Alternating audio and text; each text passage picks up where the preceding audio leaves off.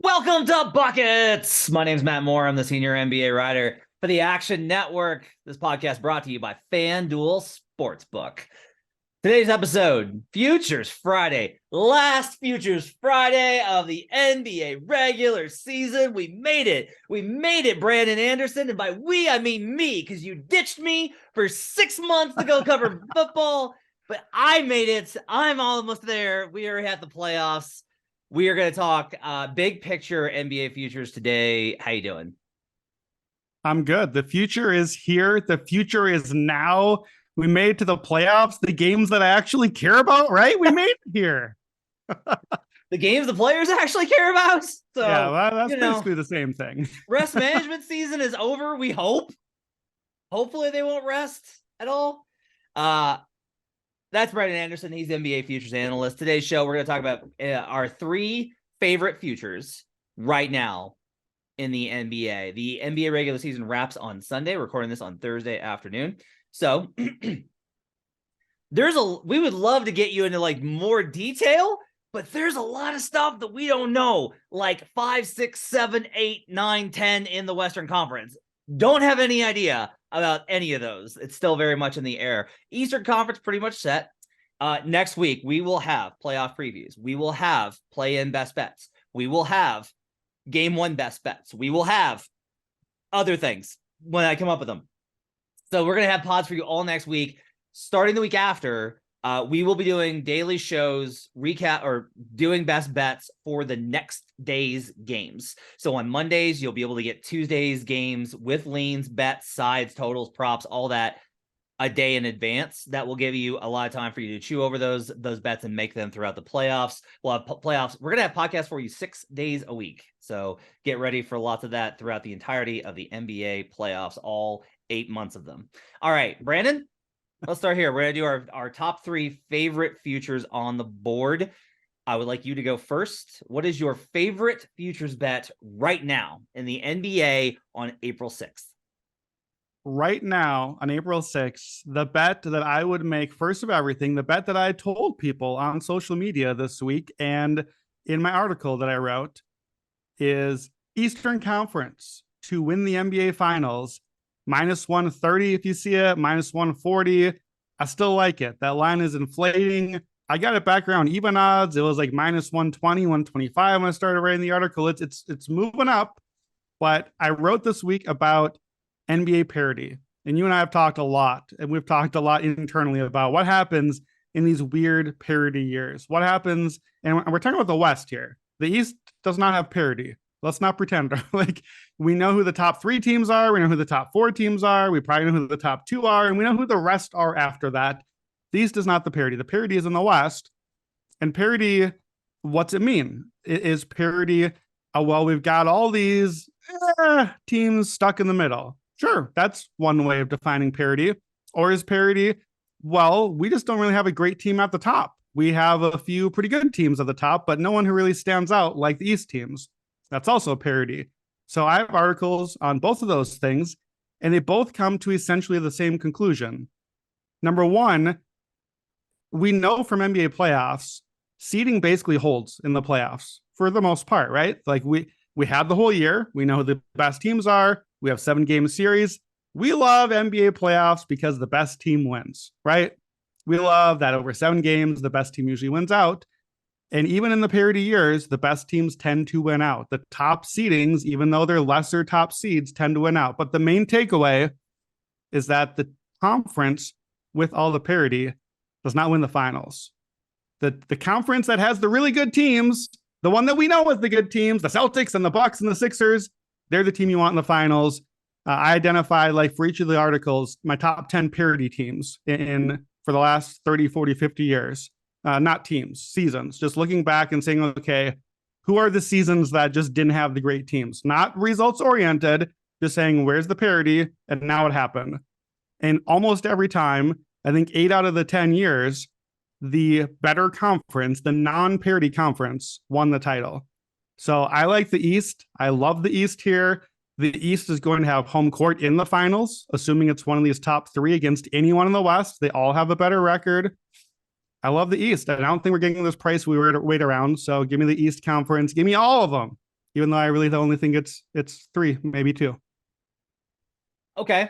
A particularly depressing look from you, in terms of nothing matters and the best teams will always win. No, I think it's hard to argue with your logic. Here's like a good way of putting this. If the Nuggets make the finals, I'm going to bet the Nuggets. I like them in a matchup versus Boston. I like them in a matchup versus Milwaukee. I like them in a matchup versus the Sixers. Like, I like Denver's matchup across all 3 of those. Denver will have the best player in the Boston series. They will have, the best player in the Sixers series. And they'll have the second best player in the Bucks series, but the Bucks number of offensive weapons is honestly less than Denver's. So, like, I like that. But the problem is that Denver has to get there. And in order to do that, they have to get through a number of things that are going to be stacked against them, including Phoenix, including possibly the Lakers, potentially the Warriors. Like, there's too many ways for the Nuggets to fall off. Plus, if you take this East number, the Nuggets are going to be dogs. Like, they would be dogs. The only team that would be favored in the finals, if it's Sixers Suns, the Suns will be favored. If it's Warriors Sixers, the Warriors will be favored. If it's Warriors Celtics, the Celtics will be favored. If it's Warriors Bucks, the Bucks will be favored.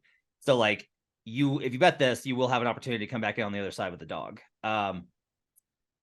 So I have a hard time like arguing against that. I already have the Pacific Division to win the title at a plus 250 number. So, like, I might add some Eastern Conference here. I will just say, like, I got to see kind of what this looks like. One of the reasons I'm a little skeptical of this is I do have a little bit of a hard time with the idea of how often has this just been like simple? Has it just been like, oh, this team was the best team all year and they won? I feel like we're not in that era.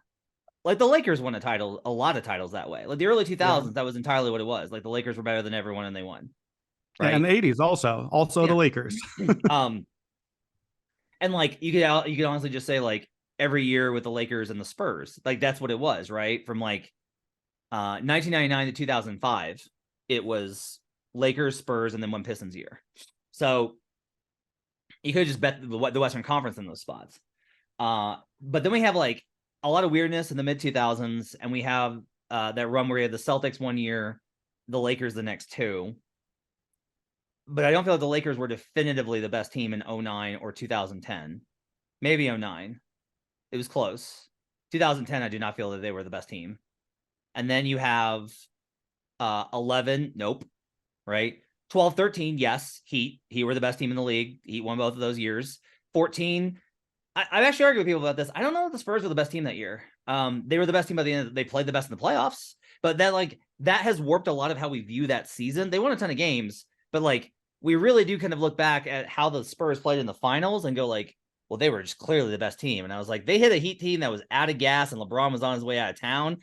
The Spurs almost lost to the Mavericks in round 1. That went to 7 games. And then we have like Warriors 15 is a good example of like best team, but then like the Hawks were kind of in that conversation and just wound up being the Warriors. 16 is 16, 17, 18, best team, obviously.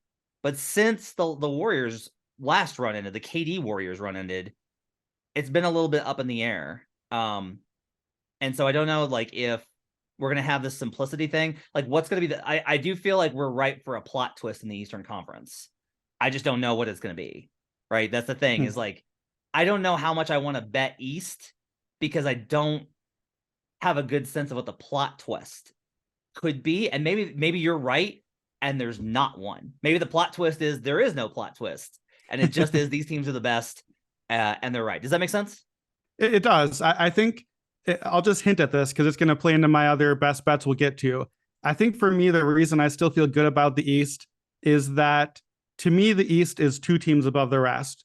So to me, that means that we need 2 plot twists. We need a plot twist to upset both of the teams that I think are a clear level above everyone else. Yeah. I can see 1 plot twist. We often get 1, we get a big injury or whatever, but it takes 2 to really upset my apple cart. Like, let's be honest here. I don't want the minus 140, minus 130 East if it's Philly in the finals. I've been very clear on that. I'm not going to love that I have that ticket at that. I'm not going to hate it. I think it's still going to be a pretty good value. The Sixers are really good, but it's not a ticket I'd run to grab right now. I wouldn't love it if it's the Cavs. I think the Cavs are really good. I think the Cavs very possibly, and according to the advanced numbers, are better than everyone in the West. They're better than everyone in the West in all the net ratings and SRSs and all that stuff. There's a lot of doubt there, but the numbers say that they belong in the conversations. There might be 4 better teams in the East than the West. It takes a lot of plot twists to unravel all of that. I think you're right. It's not always the best team. I think my bet here is that I don't need a best team. I'm getting the best, maybe 4, at least 3, probably 2 teams here. And that's kind of the, like, this is actually the anti-Brandon bet, right? Like normally best bet, I'd come out swinging with like, all right, plus 6,000. Here's my first best bet, right? This is actually me saying, you know what? I don't really know what's happening. The one thing I feel most confident in of everything happening right now is I'm going to want the East team in the finals. So I'm starting with that. What's your first best bet? A finals matchup. Well, at least one of us stayed on brand. I'm taking a finals matchup with my best bet, and I am taking the Boston Celtics to beat the Phoenix Suns 16-1 at FanDuel Sportsbook. So when the playoffs have gone on, the season has gone on, and I had a period where I was like, I really think that the Denver's kind of got it, and Denver's really fallen off, and I think that Denver honestly got too much. They peaked too early. They accomplished too much too early. And the last month and a half for them has been disappointing to garbage. And there's a lot of reasons to discount the value of the games in March. I just do not feel like they're playing their best basketball. They have an opportunity to ramp up, but they don't get that in the West because they're going to face one of Lakers, Clippers, Warriors. Maybe they get Pelicans or Wolves. Maybe. And even then, Wolves is probably a pretty tough matchup. If the Pels get Zion back, that one could be dangerous as well. Denver doesn't have the luxury of the Bucks. If the Nuggets had the luxury of the Bucks and they were facing the Bulls or the Raptors or the Hawks, then it would be a lot easier to buy into Denver, but you can't do that. Meanwhile, Lakers could wind up in the 4-5. Lakers could wind up out of the play-in. Lakers could wind up in the 2-7 versus a Memphis team that I think will probably take it to them. There's all these kind of scenarios. The Warriors, I wrote an entire thing on Action Network. You can check it out in the app, talking about how they are that scene from Princess Bride. I cannot drink the wine in front of you. I cannot drink the wine in front of me. I cannot bet against the Warriors. I cannot bet the Warriors. Here's what I got with the Phoenix Suns. The Phoenix Suns to start December were the best team in the Western Conference. Everyone forgets this. That through the first 6 weeks of the season, the Suns were still the best team in the West. They lost the 2 games to the Pelicans, and in that 2-game set, Devin Booker got hurt. That's when the injuries started. Like, they probably lose those 2 games versus the Pelicans, come back, stabilize, bounce back, finish through. They're probably the 1 seed right now, especially with the Durant trade. But instead, Chris Paul gets hurt, Devin Booker gets hurt, and then everyone got hurt. Landry Shamet, Damian Lee, Ayton, everyone got hurt. And they didn't have Jay Crowder this entire year. That's a roster spot they just didn't fill. That's a starter spot they just didn't have. Since they traded for Kevin Durant, they're undefeated. Now, have not faced a murderer's row. The defense has a lot of question marks. The depth is going to be an issue. Phoenix is beatable. But if we're just going to simplify this down, Phoenix is the best team. Phoenix is the best team relative to price, even with them being the favorite in the Western Conference. They are the best team, and that's why the market knows that, and it reflects that. Like, Denver, even with home court, is not the top seed in terms of the odds to win the West. On the other side, you mentioned it, Boston's got all the Vorps and Schmorps. They're the best team by SRS. More particularly, they are top 5 in both schedule-adjusted offense and defense. They're the only team in the NBA like that. Boston's resume is impeccable. It's impeccable. Like, you just can't get there. I looked this up today. When they shoot 40% or better from three-point range, they are 30-1. If they hit threes, that's it. You have no shot. You can't beat them. They've shown they can match up with Milwaukee.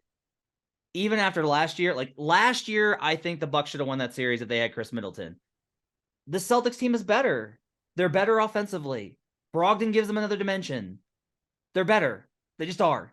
And so, given their advantages over Philadelphia historically, and the fact that I have a long-standing history of seeing the Bucks miss shots, I'm taking the Celtics to beat the Suns in the series. I get 16-1. That's my best bet. Okay. Um, in your son's case, you called them the best team. I just want to make sure I have the right context. Is that the best team in the West, or is that the best team in the league? Best team in the West. Okay. Talk to me a little bit about just like the matchup. You didn't really go like, okay, Celtics Suns. You can, I believe, right? You can bet just the matchup rather than the outcome. You're betting the outcome. You've got Celtics over Suns. Is that right? Yeah. So if we get there, if we're in the finals, so we have to assume that we're relatively healthy. You know, I'm skeptical about the Suns three guys made out of glass getting there, but we're there, so we're assuming they're healthy. The Suns have, I'll say, the best player on the court. You're allowed to push back on that if you like. Tatum, obviously, the last time he faced Durant in the playoffs, Tatum dominated. Tatum was the better player in the series pretty clearly there, but it's Kevin Durant. The best player usually wins in the finals. The Celtics are the deeper team and the better defensive team, but why do you feel why all in on the Celtics over the Suns rather than just playing the matchup and getting to pick your side there once we get closer? One, let's go back to the Nets series last year and how the Celtics were able to defend Kevin Durant. And you say, well, that was Durant with the Nets. Sure. But this is the thing with Kevin Durant is he's plug and play. Kevin Durant is Kevin Durant no matter where he is. He was Kevin Durant with the Thunder. He was Kevin Durant with the Warriors. He was Kevin Durant with the Nets. He's Kevin Durant with the Suns. Like, there is a ecosystem, and then there's Kevin Durant as like a side planet tacked on the side. And Durant doesn't really integrate into these offenses. He just is his own guy. Now, they run stuff for him. They've run in Phoenix are running a lot of off-screen stuff for him, which is good. You get Kevin Durant, 7 foot, 50, 40, 90 shooter coming off of screens. One of the best shooters in NBA history. Pretty good, right? But it's not necessarily like there's like he's not the engine. That's really more Booker and Chris Paul. He's not really, it's not heliocentric. It's just like, but it is isolation heavy. And the Celtics are better built to defend him than almost anybody else. They have so many weapons they can throw at him. And they can switch all. And whenever Durant faces switch all defenses, he falls into the trap of isolation, mid-range contested jumpers. And like, he's awesome at them. He's elite at them. He's one of the best in NBA history at them. Maybe the best outside of Jordan. But it's a way to slow him down. The Suns don't take enough threes. The Celtics will bury them with the math game. Like, they will just outpace them with threes. The Suns do not take enough threes. And it's a reason to again, this team is beatable. They're very beatable. Do I trust Ayton versus Robert Williams? I do not. I do not in that case. The Celtics have more versatility. The Celtics can run small ball lineups with Al Horford at 5 and go 5 out. The Suns lost that ability when they traded Dario Saric. They have to play a center now. That's how they're built, is to play centers all the time. I hate that for them. I do not like their lack of versatility, because if they play Durant at 5, they're not going to post up Horford, but the Celtics will just put Robert Williams in and they'll kill them on the glass. There's just too many ways that I see the Celtics having edges. Plus, the difference here is a plus 750 for the matchup versus 1600 either way for the outcome. Plus, I will say that if the Suns make the finals, I think it would be very interesting to see what the books would have the number at. I think the Celtics would be favored, but I want to have my money in on the favorite, who I think should be favored there, which is the Celtics. I want to have them at a plus number so I can get the Suns as a dog on the other side to hedge at 16-1. Yeah, that makes sense. And especially if the number is basically calling it near a coin flip, if you're getting 16-1 versus 7.5-1. Yeah. So if you feel like Boston is even a slight favorite there, then I think that you're right to play that one. We as batters, we can pigeonhole ourselves into like, okay, well, what's the best number? I have to do that now. Like you there are other options. You can play I'll get the matchup here, but I can come back on the other one later, as long as you're honest with yourself. As long as you actually come back on the other side. We also, as betting community, tend to get that ticket and be like, but the value, I can't give up the value now. No, if the whole plan was get the high value and then add to your ticket later, but I can't buy the second half of my ticket now, you got to stick to the plan. So I think that's important. I'm going to go into my second best bet here because I quizzed you on the Celtics, but I like the Celtics too. Spoiler alert. So my second best bet is going to be a little more, you went full on brand on your first.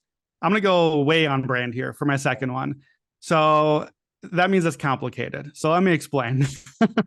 So we started with best bet number one, give me the Eastern Conference.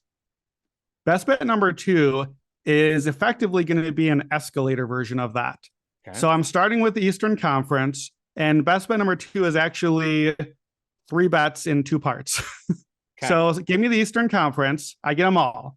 I made the case for that, but I think it's pretty clear, as you heard me talk about that, there are 2 teams that I really want in the Eastern Conference. So right now, if I shop around, I can get the Bucks to win the title plus 290. I don't really super love that number, but it's the best number out there. And I get the Celtics plus 360. That's at FanDuel, our sponsor.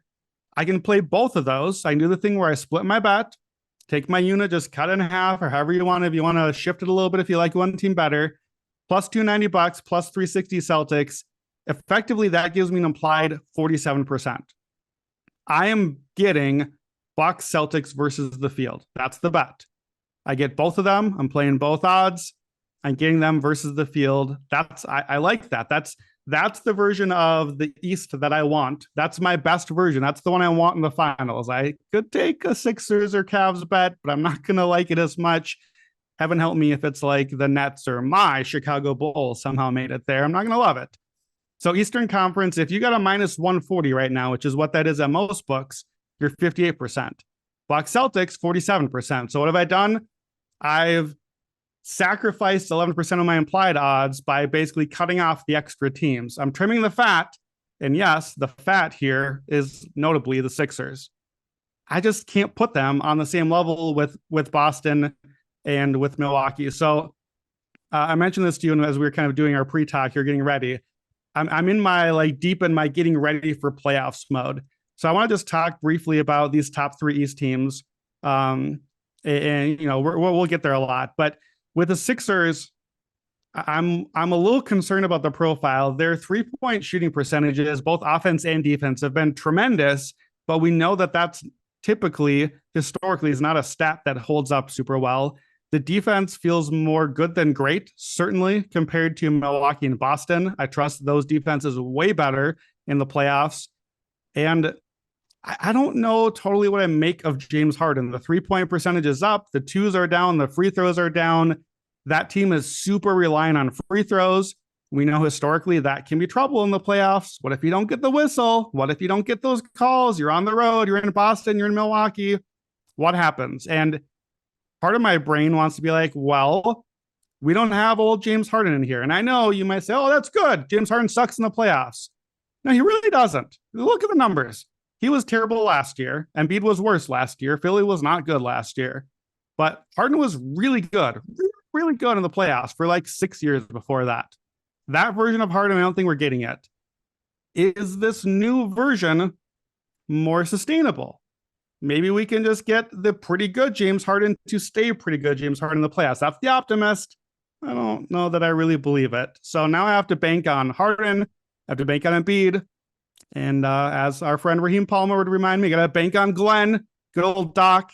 And I don't trust it. So to me, these top 2 teams, the Celtics and Bucks, they in many ways are kind of the Spider-Man meme, because what starts with the profile that I love is the defense. The defense is elite. We won't go into the numbers, but that's it. That's the case. The defense is incredible. I like the Celtics better because the offense looks more reliable to me. The offense, we've been talking about this, the offense for Milwaukee, there are some concerns there. There are some concerns. They've won 58 right now as of Thursday. Their expected wins are 50. They're 8 wins over expectation. I think we're a little overinflating Milwaukee. I like Boston a little better. So here's the final part of my bet to wrap up here. So here's my escalator. Start with the East, minus 140. I got Bucks Celtics, both of them. But if I'm only playing one, if you don't want both parts, my final part is I'm actually not going to split my bet equally. I think the Celtics to win the title, plus 360. That's my best bet of that group. That's my final escalator. I'm going to add a little extra to that position. That's 22%. My numbers put them around 27%. It's a sizable margin right now. They're my favorite. I'm going to love them against Philly. I'm going to like them better than Milwaukee, as far as I know right now. and I'm going to like them in any finals matchup. So give me all three, and it's a way to kind of give myself some cushion, but push toward the Celtics, the team that I think is the best in the league right now. This is a very strong position from you, which I can appreciate. Like the kind of the idea is, in such a season filled with uncertainty, right? There's a temptation to take these shots all over the board, and I like the fact that you've simplified your approach to like, let's just ignore the West because it's a mess. But the reason it's a mess is because we don't have anybody that's strong. So let's focus on who's strongest, and let's just take the strongest of the strong. Let's just basically take Darwinism and go that route. I like the approach there. You're underrating Philly, and you know that this pains me to tell you, as not being a Philly guy. A number in your favor is this. So I looked at top 10 performance versus teams who are top 10 in point differential. So we take the teams that are essentially the strongest, how have those teams performed? Some of this is going to be messy. Like the Sixers played the Nuggets, who are one of those teams, and they sat Embiid. Because I'm sorry, he had a calf injury. The Sixers have a minus 0.3 net rating versus those top 10 teams. That's compared to Boston, who's plus 5.7, and Milwaukee, who's plus 1.0. They're 15-12 in those games, but their expected mark is 13-14. So Philadelphia is definitively the worst of those three teams. Like they are, without a doubt, the worst of those three teams versus the top teams in the league. When we get into SRS, I do think it's kind of interesting to look at this, to be able to say the Celtics are plus 6.22. We talked about this, Warps and Schmorps. Cavs are second at 5.31. If Cavs, I swear to God, if Cavs were not in this side of the bracket, I would be pounding Cavs futures. I was really hoping Boston would get the 1 seed, and I would be drawing up ways to get to bet Cavs. Can't do it versus the Bucks. I hate that matchup for Cleveland. Maybe they surprise, but it's going to be rough. Philadelphia is third though at 4.47, and then the Bucks, right? So like the Sixers have a better SRS than any team in the Western Conference. They have the third best. I know they got to go through those, but the only team that's better than them is Boston, who is, a 1.5 better than them in SRS. You've got that stretch early season where Maxey and Harden didn't play. You get the fact that Harden didn't play for a long stretch there. He's been nursing some injuries, and yeah, like that's a concern. Boston's pretty healthy, but one of the things that's up with Boston is I just don't. Again, this is why like Boston is a good bet. If Giannis sprains an ankle, welp, right? Can they beat Boston without Giannis? Yeah. No. Can they beat the Sixers without Giannis? Probably not. Can the Celtics beat the Sixers without Tatum? Yes. They could still win that matchup. That's how good Jaylen Brown is, and how good their defense is, and how well they shoot the three. Can they beat the Bucks without Tatum? Gets tougher, maybe, right? Like they're still alive because of their depth, versatility, and replaceability. Like they just have so many options. But I will just say, like, look, if we get to second round, this is put up or shut up time, and it's fine to bet against Embiid. But like, this is it. This is put up or shut up time for Embiid. He gets to prove all of us wrong. He gets to shut you and me and everyone else up about him.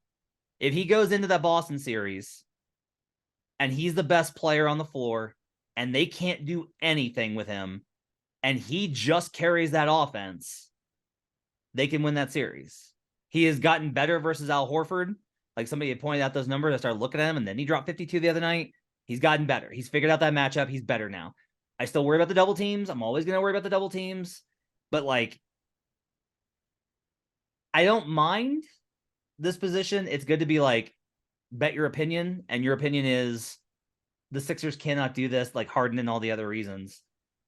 I think the gap is probably a little bit closer. And we do this when we do bets all the time, where if we have a bet we like, we then start, like, not exaggerating, but framing the supporting evidence in a way that supports that bet rather than using supporting evidence to lead to a bet.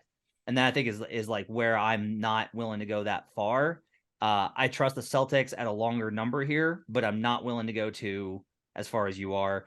There's a lot of evidence here. A lot of your thing is based off of prior evidence with the Sixers, and I'm not going to refute that. Like we faded the Jazz every year because we knew who they were in the playoffs. So it's hard for me to go against it. I think your logic is sound from taking that approach. I don't want to, but I think it's a good bet in general, from especially with the way that you approach these things. Yeah, and just to I'm going to join your side in making the case against me a little bit, because I think you made some really good points. Looking at the Sixers profile, Tobias and Maxey, like that part of the whole thing this year was, man, the Sixers, not just those top two, they've got that third and maybe fourth star any given night that could step up. So far, by like all the metrics and everything, that hasn't been the case. So far, it's a 2-man team. It's the Celtics actually that have like 4, 5, 6 guys who can be the star any given night. Horford can do it. Time Lord can do it. Brogdon off the bench or Derek White. Their profile is the one that says, hey, we have 7 dudes that can beat you in a given night. Philadelphia's does not say that. Last year, and really in most of his playoffs, Tobias Harris's numbers are really good, especially defensively. When he can just focus on that and bring it every night, the defensive numbers are really strong in the playoffs. Maxey, we know I love Maxey. He can step up there. The profile is very good. And I'll also add, I agree, the SRS and the Vorps and Shorps, all very good. And don't forget, if we're playing the case against me here, so far this season, James Harden played 57 games, Maxey 60 games, and beat 65 games. That means the profile is underrating the Sixers. They're even better than the SRS, because we have to assume we're going to get these guys for the 2-month stretch. And if Harden and Embiid and Maxey are all out there, then they're even better than the net ratings and the D ratings and all that sort of thing. So I think that's the case. And really, I think a different version of Brandon, alternate timeline Brandon, probably is coming out swinging and saying Philadelphia is my best bet to win a title, because here's the East, here's 3 really good teams. And why is the third one priced quite so long here? Aren't they almost as good as the other top 2? Shouldn't they be the team? I think that, look, if you're hearing that, I'm not doing it. I'm not going to turn myself into it, because I just can't get there with Philly. And I think the injury thing, the injury threat with Harden and Embiid is very real. And I can't get past that until we see it. But if you're hearing that version of us talking about it, I think that's a perfectly viable bet. So just a couple other things to add here. I did look and say, okay, well, what about, should my 2-way bet be a 3-way bet? The best number on Philly right now is 10-1 plus 1,000. If I add in Philly with Boston, with Milwaukee, I'm up to implied 56%. Just the East is 58%. Not worth it. Don't do the 3-way. That little tiny 2% margin I gained to lose Cleveland and all other options, just that tiny percent is not worth the battle. So either you got to choose, look, maybe you don't like Milwaukee. Maybe you don't believe in their offense. Okay, Boston and Philly then. Take that position. Like you can kind of pick your battle here, choose your own adventure. One thing that stood out to me too, not Philly, when I was doing kind of the Milwaukee profile, and I love my 4 factors, I'm kind of just looking at what's the big picture here. To me, the secret sauce on Milwaukee, other than just we have Giannis, you don't, that's a pretty good secret sauce. It's not very secret. Secret sauce is their defense forces opponents to shoot the most 2s per game at the worst 2-point percentage per game.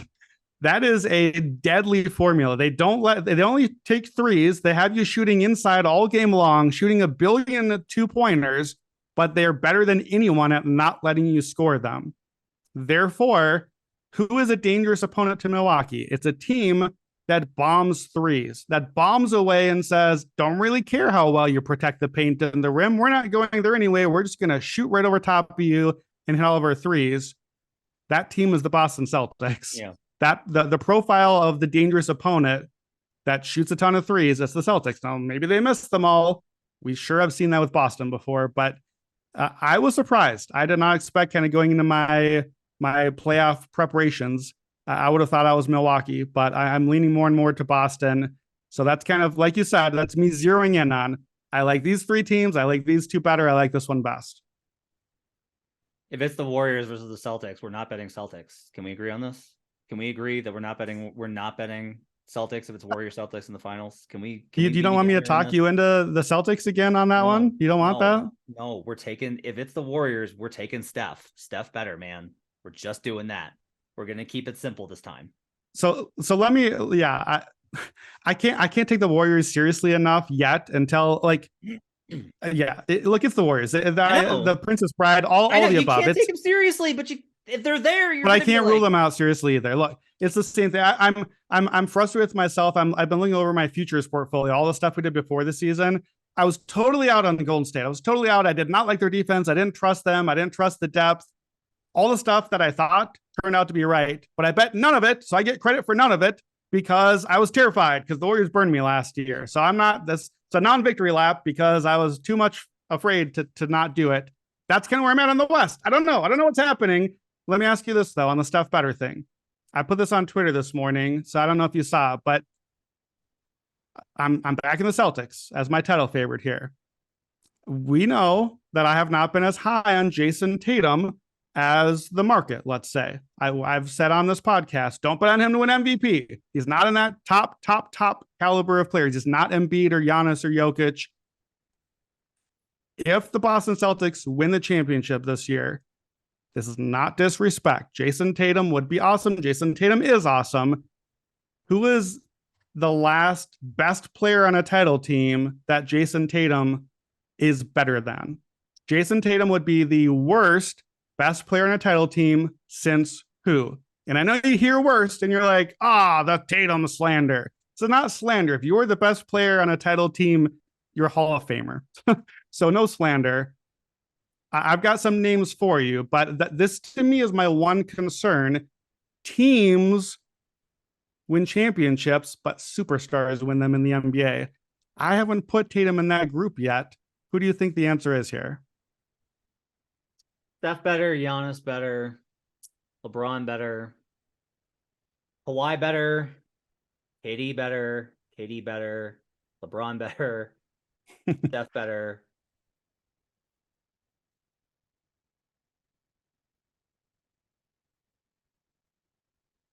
He was, yeah, I'll say it. He was better than anybody on the Spurs in 2014. Yeah. I think that's the answer. And again, we're taking the version that year, not the all-time Tim Duncan profile, not the all-time Kawhi or what he became. That season. I think it's comparable. I think it's probably Kawhi that year, and I think Tatum was pretty close. I think 2010 Lakers, that version of Kobe, again, not all-time Kobe, just that older version of him. I think that's another one.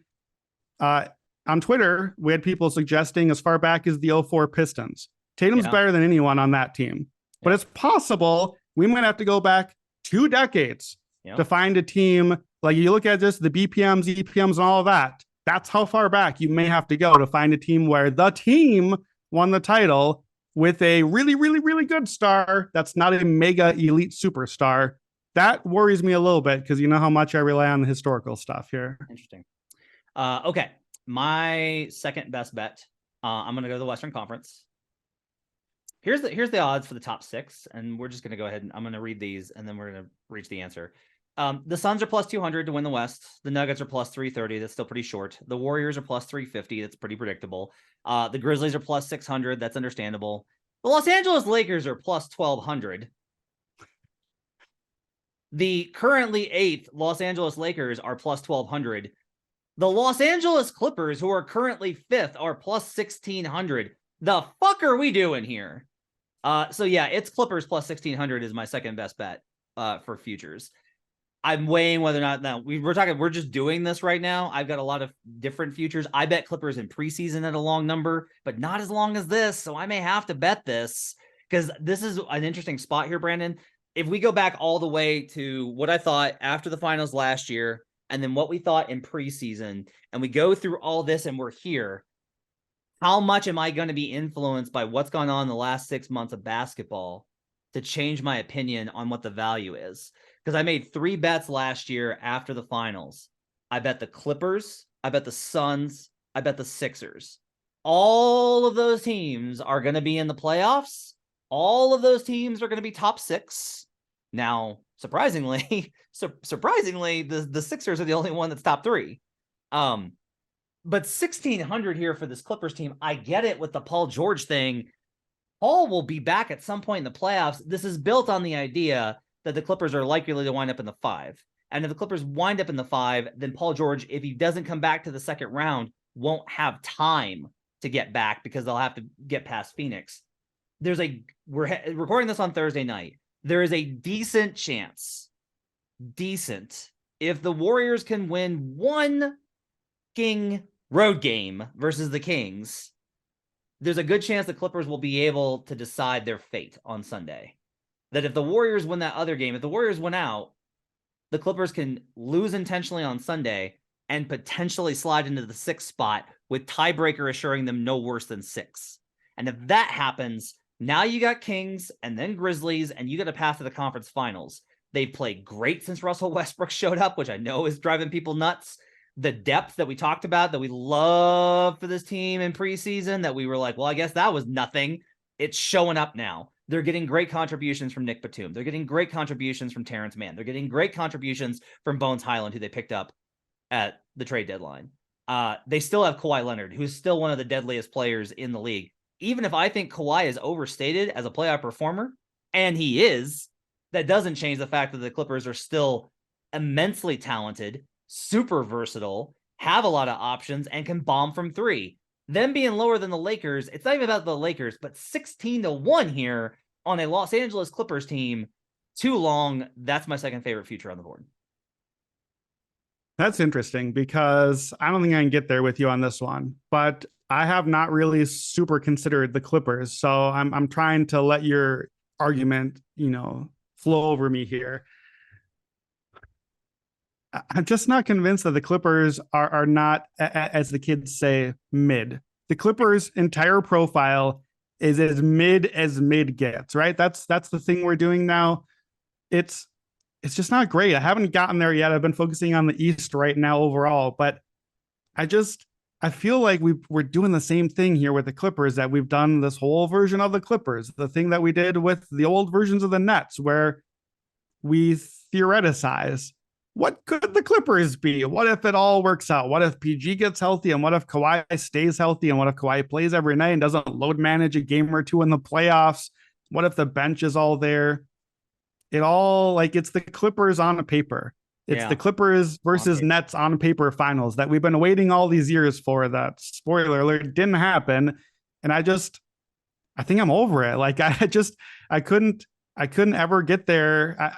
I don't remember which team it was that burned me on it. I mean, heck, the Clippers did. I was looking back on my futures profile. The last team that I talked myself into, the very last thing, our whole thing in the preseason was Suns, Warriors, Clippers. You got to pick one. You talked me into picking one, and I picked the wrong one. I picked the Clippers. I didn't want them then. I don't want them now. I got Clippers title odds. Actually, I don't think I do because I tied it to the Norm Powell thing, and then he fell just short of our 17 points a game thing. So that ticket's gone. I don't feel like I lost a whole lot on it. I don't know that I need this ticket. I don't think I'm going to like the Clippers even in the spot where you get them as a 6 seed, 6-7. So now they made the conference finals. Presumably the whole point was that you didn't really want them against the Suns or the Nuggets. So now I have them as a team I don't really love against the Suns and Nuggets. Now I have them in the finals in a spot that don't really love them. So let me ask this question, because I need to see more. I need to do more work on the Clippers. The reason we loved them theoretically, the on paper version, is because they had this different way of playing. They have all these wings and they have all this versatility. And we've seen when that goes well, how well it can go against the Jazzes of the world. Who are the teams of the top contenders? If you're the Clippers, like, look, we know you want the Grizzlies Kings path, of course. And part of why I don't like the bet here is because we don't know they're getting that path. So I think I'd at least want to wait for that. Who are the teams that you're like, okay, these are the top contenders that, oh man, if the Clippers get into this path, even though it's this team, that matchup, all those wings, that's where they can really slice and dice. So here's kind of like a good way to simplify the argument.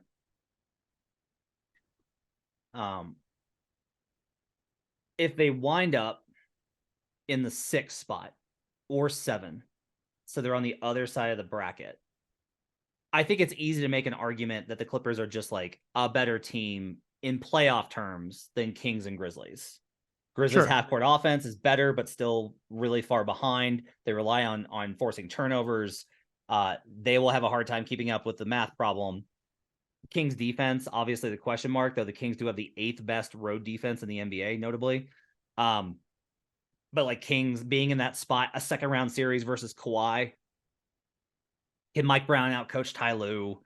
Can Sabonis or Fox be the best player in a series with PG and Kawhi? Right.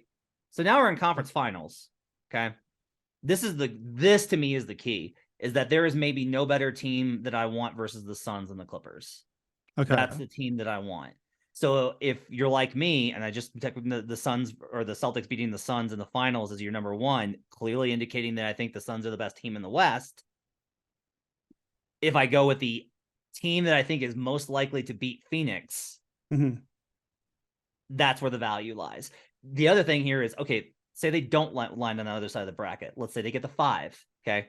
They upset the Suns, and everyone's like, oh my God, Kevin Durant went out in the first round again. Holy, right? Chris Paul gets hurt, whatever. The Nuggets are a bad matchup for them. Like, that's a bad matchup for them. But is it on the board right now that the Denver Nuggets could face the Golden State Warriors or the Los Angeles Lakers? Yes. The market's going to bet both those teams. I don't know how they're going to I don't know what they're going to put these series prices at for the Nuggets. If it's Warriors or Lakers, you have to start short. And by the time that we get to the game 1, like, how low is this going to get? Everyone's going to bet Golden State. Everyone's going to bet Lakers. No one's going to bet the Nuggets. Like, the sharpest of the sharps will bet Denver, being like, they're better. Come on. But like, enthusiastically, I don't know. And definitely not versus the public, who's going to hammer both those teams, right? And for good reason. If the Nuggets flop and fail, and that'll be the end of Michael Malone, by the way, in Denver. Yep. If that happens, now you got Clippers versus Warriors or Lakers, and I like Clippers in both those matchups too. Like, so this to me works out where if we're doing the chess game, it's really more checkers. If we're doing the checkers game, the Clippers have a path for them to get to king me the easiest relative to matchups of anybody in the West. Okay. Yeah, I buy that argument. Just a couple of responses. I will say, when it looked like, and it still might happen, that the Clippers were going to maybe get into that 5 seed and go Clippers against Suns, I will say the light bulb turned on over my head where I was like, Kawhi Leonard against Kevin Durant. Nobody stops Kevin Durant, but Kawhi Leonard has really done well against Kevin Durant pretty much always in the finals or in the playoffs. Always Kawhi, I would say, as much as anyone, one player, Kawhi is the guy. If you have to have somebody have to defend and get in Durant's head and get in his way, Kawhi is the option that you'd want. So that alone has to be interesting. On the flip side of that, I think you're doing a little bit the thing that we talked about earlier about seeing the angle that we want and ignoring the parts that we don't. Right. You talked about in the Grizzlies Kings. Yes, sure. I agree that's the softer half of the bracket. We know that. I can see the case for the Clippers being better, but the Clippers are on the road, both of those series. That matters. Memphis and Sacramento are going to have big home court crowds. That matters. That's part of it. You fight for home court. That's one thing. Number 2, Paul George. Do we have Paul George? Do we have him for 1 series or 2, or part of him for the second one? And number 3, we talked about who do the Nuggets have to play? Who's the 8 seed? Well, who's the 7 seed? The Warriors might be the 7 seed. The Lakers might be the 7 seed. That's another team that the Clippers have to theoretically get past. It's not just the Grizzlies and Kings there. If those teams are so soft that it's the path you want, well, now they have to get past the Warriors, who I know you like the matchup, or the Lakers, who, haven't beaten the Clippers since like 1900s at some point. So sure, maybe that undermines my argument there, but I think that's part of it to consider. My question on Clippers is this. I think you're going to you would certainly want, if you bet this today, right now, Thursday, as we're recording this, you want 6 seed Clippers, clearly, right? That's the path you want? It depends on what the 8 seed is. Okay. So my question is, if you like the argument, you're listening, you like this, should you bet it now or should you wait for Sunday? Because I think you wait for Sunday. If they end up as the 5 seed, I think your ticket is a longer number, because now you are locked in to Suns, who the public will like, and Nuggets, and possibly Warriors, Lakers. So you're going to get a better number here. And if they slip and fall down to the 7 seed, you're going to get a longer number because now you have to win at least one elimination playing game just to get into the tournament. Yeah, now you're going to get a longer number. I think you, even if you like this, I think you have to wait for the better number. You're right. You're absolutely right. But I will tell you, on Sunday, depending on how these break, I'll be in on the Clippers. What's your third and final best bet for future? Yeah, my third one, I'm just going to say this is my softest one here. You very astutely pointed out that my whole best bet position on my first two was, I see what I know. It's the East. I don't know about the West, but I need something from the West. So I'm just going to tiptoe in here. We'll call this like a half unit sort of play. And I don't even know if I'm betting this at all. I'm just going to take the Nuggets in the West. That's it. Okay. Very boring picks for me. I'm picking the teams that are the best. I picked the Celtics and the Bucks and the Nuggets. Where has my Brandon Anderson plus 6,500 gone? Where is the Utah Jazz betting Brandon Anderson? My number 4 on my list. We were only doing 3, so this doesn't count. But number 4 was Kings 25-1 to win the West. Oh, so Nuggets to win the West. Let's go there. Let's go there because that's gonna be mine. Let me just say a couple of things about Nuggets. Then we'll go to Kings. So the main thing I'll point out, number 1, back to the studies I've done on parity thing. My main takeaway has been, at the end of the day, even in the years where the top seeds are questionable or don't really hold up to the top seeds in other years or to the East top seeds, usually we still get the 1 seed. Most often comes through in the end. That's Denver. I like Denver to have the best player in the court in any series in the West, period. That's how I feel about it. And I think Jokic is going to have something to prove in the playoffs. And I think he's going to, because he has every other time we've seen him in the playoffs. Check the numbers. I think the Nuggets will be very good. We've seen their ceiling January, February has been an elite title team. All that said, my main point is this. Whoever you're betting to come out of the West right now, you heard very clearly from me in my first 2 bets. All those Eastern odds I gave you, those are title odds. Whoever I want from the East, I'm taking title odds because I think the East wins the title. If I'm betting anyone on the West, Nuggets, Kings, whoever, I'm taking West odds because I don't want them in the finals.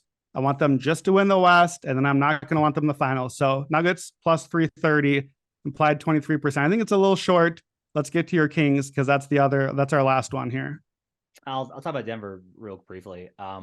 This is the profile of Denver. Really good team, but they're overpriced.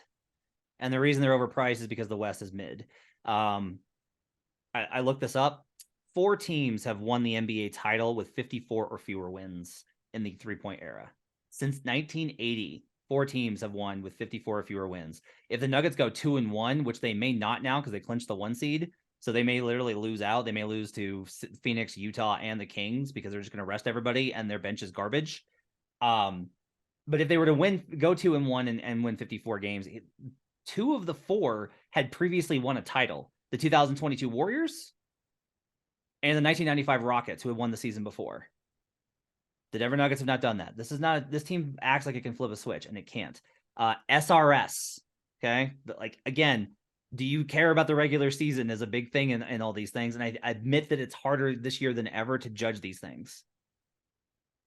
But if the strength is, the difference with it is like with a lot of these teams, we're basically saying, no, you can throw out the regular season performance because it's not indicative of who they are. Denver's strongest case is that, well, they're the 1 seed in the West and they're the best. Like their regular season is proof of how good they are. Denver has the 7th best SRS. It's 1, 2, 3, 4, 5 West teams and the Grizzlies above them. My numbers, my power rating for them for the entire season, adjusted for various things, like if you adjust for Kevin Durant, they project as a 48-win team versus the 53-win team that they're going to be. You want to carry that through to something that's not my numbers, you can do that, and you can go to clean the glass, which, by the way, says that the Bucks are way, way overrated because the Bucks have the biggest win differential between expected and actual. We've talked about this before, that like the Bucks don't win comfortably. They win close. The Nuggets just don't win all that impressively. It's not about close or distant. They just don't win that impressively. Denver has the 2nd biggest differential in point differential. And again, I said I was on Boston, not Milwaukee. So it's the same kind of thing here where Denver expected wins per 82. They grade out as a 50-win team versus like the 53-win team that they're going to be. That's over at Clean the Glass. They're just, and if you want to get past this and get into that stretch that they were great in December and January, they were home for all of that. and other teams were in Denver in a season where the home road splits have been wild across the league. Like, this is evidence that Denver's overstated because they were great at home because other teams were worse on the road. And their floor is so low. When the Nuggets do not play good defense, they are wretched. When they play good defense, they're elite. I just don't trust them at this point. They have not given me enough to trust them. But you know who has given me enough to trust them at 2,400 is the Sacramento Kings. Look, on them in preseason, bet the win total over, got them to win the division after the Kevin Durant trade because of the lead that they had. Lucked out with the Durant injury there. This is the number that's been rattling around my brain. And I mentioned it earlier, and I got to come back to it. Every team in the Western Conference sucks on the road except the Kings. The Kings are the only team that can win on the road. Not only that, the Kings go from the 29th ranked defense at home to the 8th best on the road, Brandon. Like, it's possible none of that carries over in the postseason. I am very open to that. At 24-1, in the event that they don't have to go through Denver, Phoenix, or one of the Warriors, Lakers, like they won't have to go through Warriors, Lakers, Clippers. Like they definitely won't. They'll only have to go through one, maybe, of Warriors, Lakers, Clippers, along with Memphis to make a conference finals. And then we're at the doorstep. 2,400 to win the Western Conference. Sacramento Kings, give it to me. Okay, so first question for you here, because I have a clear answer for this. Again, this was a bet that I was considering here. The Kings are in the conference finals. Okay, we're there. We made it there. Are you writing out your 24-1 ticket, or are you fully planning? You're hedging out. You're hedging hard, right? Yes. Okay, so as I would be too. Now, I think the Kings are massive underdogs in whatever that series is, and we're not going to really get a great hedge price here. So I don't know, like the 2,400 has to price in the fact that like we are going to pay through the nose to get our small amount of profit out of this after we won those first two series, right? Do we think they can even get it to 7? Because I don't. No. Right? Right? No, like so we take the -1.5. Yeah, I think that's what you'd have to do. You'd have to be willing to do that because I think that the Kings in the conference finals, look, Kings in the conference finals. Look, Kings fans, we love you. We're giving you credit here, okay? Sorry for what I'm about to say. We've seen in a recent conference finals, especially in the West, like these 5-game finals or the gentleman's sweeps. Deep downs. I think that's what the Kings are, right? This is what we're doing. It's not the Mavs, it's not the Blazers. That might be the Mavs or Blazers, right? Like it might just be that conference finals. I think that's what we're doing. So I think you're right. If you're willing to take the series, the spread, the -1.5 on Warriors, Suns, whoever it is, I think that's probably the angle. But now you might lose everything. Now, if it does go to 7 and the Kings don't win, now you've washed. And the hedging, the whole point of hedging is to lock in. So we're getting dangerous here. I mean, so look, I do know me. fear I've that got a little enough bit. positions to where I'm covered. Either. But I wasn't going to put that on you. You've got enough things to cover it. I don't. Yeah. So I will say this. To the things you just said about both Denver and Sacramento, I think this is fascinating. You're right. Sacramento's been really good on the road. That seems good. You're right. Denver has been really good at home. That seems good. But what about on the road? Well, Denver's going to be at home against all the West teams. They get home advantage. That's what they earn by being that good. Yeah. Their home court matters. Yep. The Kings also earned home court and don't have to play as many road games. So that matters weirdly a little less, actually. And I do wonder, too, I'm going to have to look into this. The fact that Denver's defense leaps from 29th to 8th and Sacramento has this amazing road record, to me, screams, are they just getting like shooting luck on the road? Yeah. I don't know. Logically, tell me why Sacramento's defense, why could any NBA defense be amazing on the road but suck at home? I don't know. I can't explain that to you. Unless... Yeah, go ahead. Yeah, unless just the shooting number is bad, unless just a ton of teams miss a ton of shots, or maybe you lucked into the right matchups. Like, I don't have a logical reason as to why that holds up. And it makes me think, are the Kings actually kind of a 500 team that's had a lot of shooting luck on the road to win all these road games in a year where no one does that, and now they're the 3 seed? That to me feels more a red flag than it does in their favor. What were you going to say about? Do you have a reason for why the Kings would be a great defense only on the road, though? The pace doesn't change, right? So it's not a matter of they play slower. I think they get a little wrapped up at home with the emotion because they're a younger team. I think that's part of the equation that winds up with that. I'm looking at this right now on Clean the Glass. Okay, so this is promising. They have the 9th best opponent location field goal percentage on the road. That's actually that's actually worse than what they actually allowed. They allowed the 16th. So like technically their defense should be better on the road than it is. So that's promising. So in normal people words, if I'm understanding this right, that ninth best is their shot profile of what they're allowing to opponents is top 10 in the league defensively on the road. Is that correct? That's what that's saying? Yeah. Do you have that for home? Is that split the same? This is fascinating. The Kings have the 13th best location effective field goal percentage at home. Okay. They're 30th in actual. So maybe it's the other way. Variance has hurt them at home. Maybe the defense actually is kind of good, but at home, oh man. Well, then the number goes the other way. We've got work to do on the Kings. Maybe the Kings light the beam. Maybe this is a real thing. Light the beam, baby. We'll see how it goes. That's your 3 best bets for the final week of the NBA regular season. Thanks for joining us. Appreciate everybody being along for the ride this season.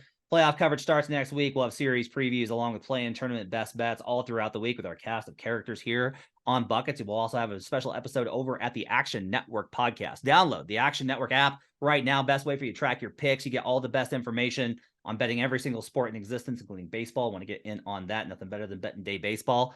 My thanks to David Payne, our producer. We'll be back next week with more. Until then, let's get buckets.